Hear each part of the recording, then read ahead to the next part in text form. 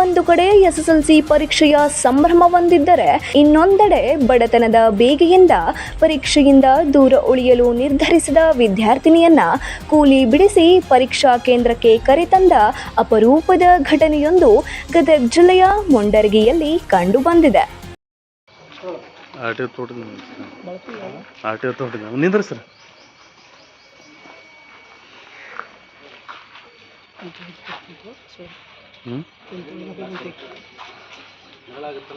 ಹೌದು, ಬರೆದೂರಿನ ಸರ್ಕಾರಿ ಪ್ರೌಢಶಾಲೆಯ ವಿದ್ಯಾರ್ಥಿನಿ ಪಲ್ಲವಿ ಹಳ್ಳಿಕೇರಿ ಎಂಬಾಕೆ ಎಸ್ಎಸ್ಎಲ್ಸಿ ಪರೀಕ್ಷೆಗೆ ಹಾಜರಾಗದೆ ಕುಟುಂಬದ ಪರಿಸ್ಥಿತಿಯಿಂದಾಗಿ ದ್ರಾಕ್ಷಿ ತೋಟಕ್ಕೆ ಕೂಲಿ ಕೆಲಸಕ್ಕೆ ತೆರಳಿದ್ದರು.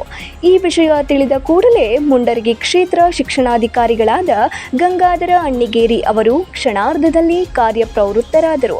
ಕೂಡಲೇ ವಿದ್ಯಾರ್ಥಿನಿ ಬಳಿ ಧಾವಿಸಿದ ಬಿಇಒ ಅವರು ಅಲ್ಲಿ ಕೆಲಸ ಮಾಡುತ್ತಿದ್ದ ಪಲ್ಲವಿಯನ್ನು ಕಂಡು ಪರೀಕ್ಷೆಯ ಮಹತ್ವದ ಬಗ್ಗೆ ಮನವೊಲಿಸಿದರು.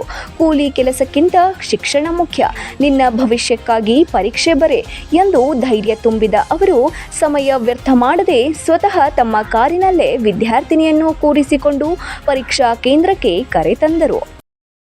ವಿದ್ಯಾರ್ಥಿನಿಯಾದ ಪಲ್ಲವಿ ಹಳ್ಳಿಕೇರಿ ಎಂಬ ವಿದ್ಯಾರ್ಥಿನಿ ವಿಜ್ಞಾನ ಪರೀಕ್ಷೆಗೆ ಹಾಜರಾಗದೆ ದ್ರಾಕ್ಷಿ ತೋಟಕ್ಕೆ ಕೂಲಿ ಕೆಲಸಕ್ಕೆ ಹೋಗಿದ್ದು ವಿದ್ಯಾರ್ಥಿಗಳಿಂದ ಆ ಊರಿನ ವಿದ್ಯಾರ್ಥಿಗಳಿಂದ ಮತ್ತು ಮುಖ್ಯ ಶಿಕ್ಷಕರಿಂದ ವಿಷಯ ತಿಳಿದು ಬಂತು.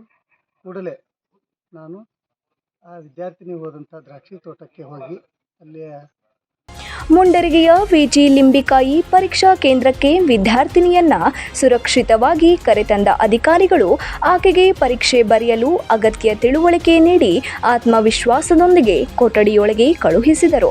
ಒಟ್ಟಾರೆಯಾಗಿ ಕೇವಲ ಕಚೇರಿ ಕೆಲಸಕ್ಕೆ ಸೀಮಿತವಾಗದೆ ಮಗುವಿನ ಶಿಕ್ಷಣಕ್ಕಾಗಿ ದ್ರಾಕ್ಷಿ ತೋಟದವರೆಗೆ ಹೋಗಿ ವಿದ್ಯಾರ್ಥಿನಿಯನ್ನ ಪರೀಕ್ಷಾ ಕೇಂದ್ರಕ್ಕೆ ತಂದ ಬಿಇಒ ಅವರ ಕಾರ್ಯಕ್ಕೆ ಈಗ ಸಾರ್ವಜನಿಕ ವಲಯದಲ್ಲಿ ವ್ಯಾಪಕವಾಗಿ ಪ್ರಶಂಸೆ ವ್ಯಕ್ತವಾಗುತ್ತಿದೆ. ಉಡಚಪ್ಪ ತಿಗರಿ, 9 ಲೈವ್ ನ್ಯೂಸ್, ಗದಗ್.